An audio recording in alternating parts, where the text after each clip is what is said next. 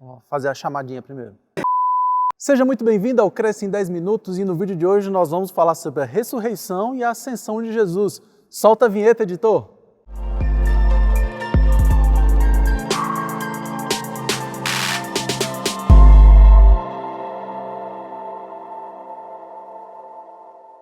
Como eu sempre falo em todos os nossos vídeos, antes de começar o vídeo, já deixa o seu like para você não se esquecer, já compartilha esse vídeo com o máximo de pessoas possíveis, já adiciona essa sineta aí para você receber todas as nossas notificações e se por acaso você não for inscrito no nosso canal, não é possível que você está perdendo esse tempo. Se inscreve no seu canal, ajuda a gente aí, que eu creio que você vai estar abençoando as nossas vidas, mas mais do que isso, você vai estar abençoando a vida de várias pessoas que vão receber essa mensagem maravilhosa que é o Evangelho do nosso Senhor Jesus Cristo. E no vídeo de hoje nós vamos falar da ressurreição e ascensão de Jesus. No vídeo passado, se você não assistiu, volta lá, está aqui em cima, está aqui também na descrição do vídeo aqui. Nós falamos sobre a paixão de Cristo, a parte final do ministério de Jesus. E hoje nós vamos falar da ressurreição e a ascensão de Jesus. O que isso implica nas nossas vidas? Qual é o resultado prático disso para nós? E hoje nós vamos dividir esse vídeo em duas partes. Na primeira parte nós vamos falar da ressurreição de Jesus e na segunda parte nós vamos falar da sua ascensão. E aí, falando da ressurreição de Jesus, eu quero falar de três coisas hoje. A primeira, qual a importância da ressurreição de Jesus? A segunda, a veracidade da ressurreição de Jesus. E, por fim, os resultados da ressurreição de Jesus. Então, qual é a sua importância, veracidade e resultados? A primeira resposta está no texto bíblico. Olha só o que nos diz a palavra de Deus em 1 Coríntios, capítulo 15, verso 17. E se Cristo não ressuscitou, é vã a vossa fé, e ainda permaneceis nos vossos pecados. Veja que essa palavra do apóstolo Paulo é dura. Ele está dizendo o seguinte, olha, se Cristo não ressuscitou, são duas coisas. Os seus pecados ainda estão aí sobre você e a sua fé, ela é vã. Aqui, o apóstolo Paulo, nesse contexto, ele estava respondendo a pessoas que questionavam a veracidade da ressurreição de Jesus. E esse texto ele é muito válido nos dias atuais, porque nós temos muitas pessoas e muitas correntes mentirosas, a verdade é essa, que botam em xeque a ressurreição de Jesus. Pessoas que dizem o seguinte, não, Jesus ressuscitou, mas não fisicamente falando. Jesus ressuscitou no coração dos seus discípulos. Jesus ressuscitou no coração daqueles que o amavam. Jesus ressuscitou por meio da sua história, que é contada até os dias de hoje. Mas não é isso que a palavra de Deus nos ensina. A palavra de Deus nos ensina que Jesus ressuscitou corporalmente. E ele apareceu aos seus discípulos corporalmente. E o apóstolo Paulo vem nos alertando, olha, se Cristo não ressuscitou, a sua fé ela é vã. Mas eu quero te dar uma resposta e uma coisa para acalmar o seu coração. A sua fé não é vã. Se a sua fé é em Jesus Cristo, ela não é vã. Se a sua fé está em outras coisas, infelizmente, ela é vã. Mas se a sua fé está em Jesus Cristo, ela não é vã, porque Jesus ressuscitou. Isso nos leva ao segundo ponto, a veracidade da ressurreição de Jesus. Em primeiro lugar, eu não preciso de nada para acreditar que Jesus ressuscitou, porque eu tenho fé nele. E fé não se explica. Mas mais do que isso, nós temos indícios que nos levam à veracidade da ressurreição de Jesus. E talvez o indício mais forte disso seja o testemunho dos discípulos. Porque Jesus, após ressuscitar, ele permaneceu aqui na terra por 40 dias. E ele apareceu para diversas pessoas, pessoas essas que relataram, que conviveram, que estiveram próximas, que viram Jesus Cristo. E o relato de várias pessoas coadunam a história o quê? De que Jesus ressuscitou.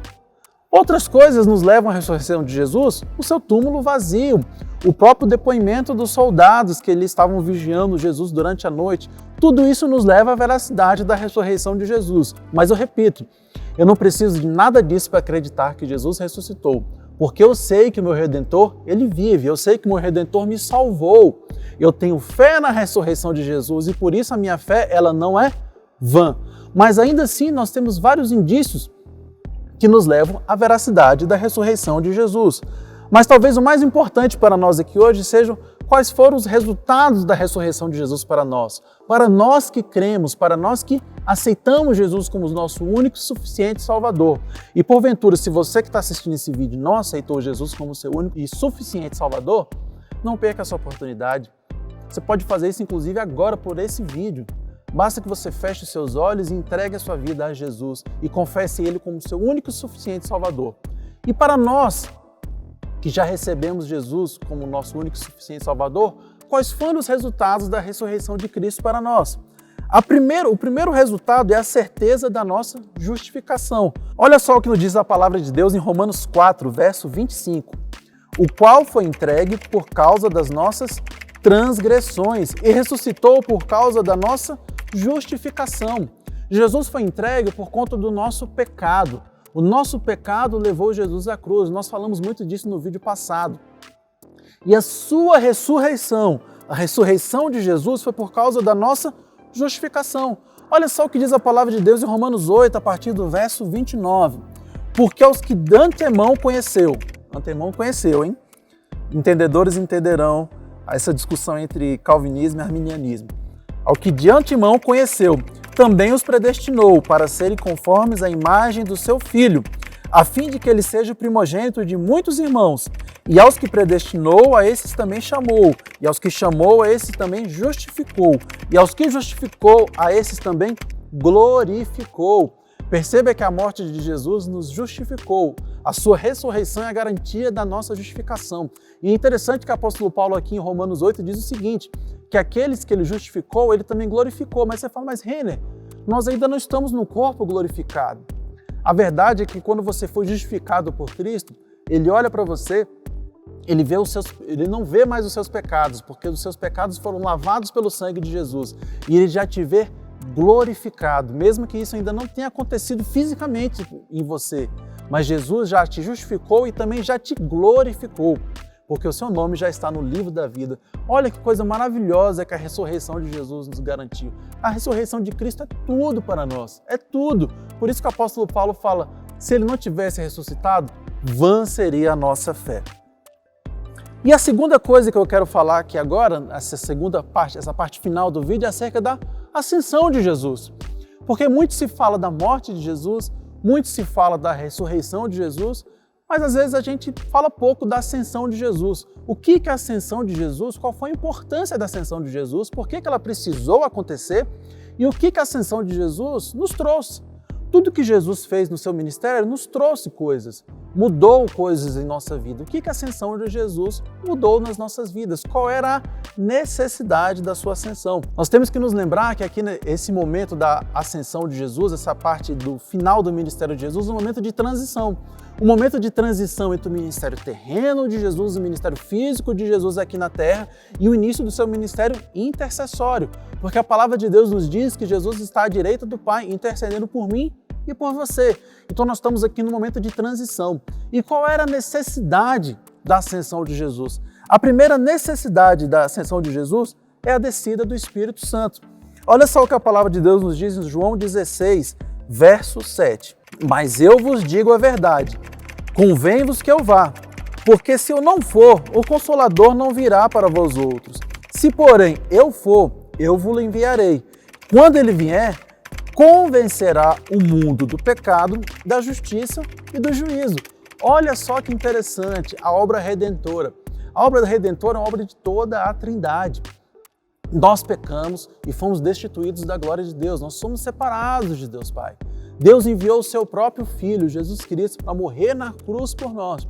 E agora foi necessário que Jesus fosse levado aos céus, se assentasse à direita do Pai, para que o Espírito Santo, o Paracleto, descesse. E descesse para quê? Para convencer o homem do pecado, da justiça e do juízo. Porque nós estávamos mortos e foi necessário que o Espírito Santo agora nos descesse e nos convencesse da nossa necessidade de redenção. Redenção essa que nós alcançamos por meio do sacrifício de Jesus. Perceba como as coisas se interligam, tudo vai se interligando, tudo vai fazendo sentido. Isso é a beleza do texto sagrado, a completude do texto sagrado. Então a primeira necessidade para que Jesus fosse assunto aos céus era para que a descida do Espírito Santo acontecesse.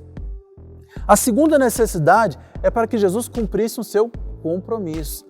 A palavra de Deus nos diz em João 14, verso 2, Jesus falando aos seus discípulos, Jesus diz o seguinte, na casa do meu Pai há muitas moradas. Jesus inicia essa passagem dizendo o seguinte, não se turbe o vosso coração, crede em Deus, crede também em mim. Aí ele entra, na casa do meu Pai há muitas moradas. Se assim não fora, eu vos teria dito, pois vou preparar-vos um lugar. E quando eu for vos preparar lugar, voltarei e vos receberei para mim mesmo, para que onde eu estiver, estejais vós também. A segunda necessidade da ascensão de Jesus é para que ele cumprisse esse compromisso. E que compromisso é esse, Renner? Você me pergunta. Um compromisso de preparar um lugar para nós. Preparar um lugar para nós na casa do Pai, na Nova Jerusalém, onde nós habitaremos com Ele e Ele irá habitar conosco. Ou seja, a ascensão de Cristo foi algo poderoso. A ascensão de Cristo nos garante algo poderoso, nos garante o Espírito Santo e nos garante a certeza no seu compromisso de que um dia Ele vai voltar para nos levar juntamente com Ele. E por fim, o resultado final da ascensão de Jesus está lá em Hebreus 4, verso 14. Olha só o que a palavra de Deus nos diz. Tendo, pois, a Jesus, o Filho de Deus, como grande sumo sacerdote que penetrou os céus, e aqui está falando da ascensão de Cristo, ele penetrou os céus, conservamos firmes a nossa confissão, porque não temos sumo sacerdote que não possa compadecer-se das nossas fraquezas. Antes foi ele tentado em todas as coisas, ele se fez homem, ele foi tentado em todas as coisas. A nossa semelhança, mas sem pecado. Acheguemo-nos, portanto, confiadamente junto ao trono da graça, a fim de recebermos misericórdia e acharmos graça para socorro em ocasião oportuna. Que palavra maravilhosa que a ascensão de Jesus nos garante. Espero que esse vídeo tenha abençoado o seu coração e até a semana que vem. Fui!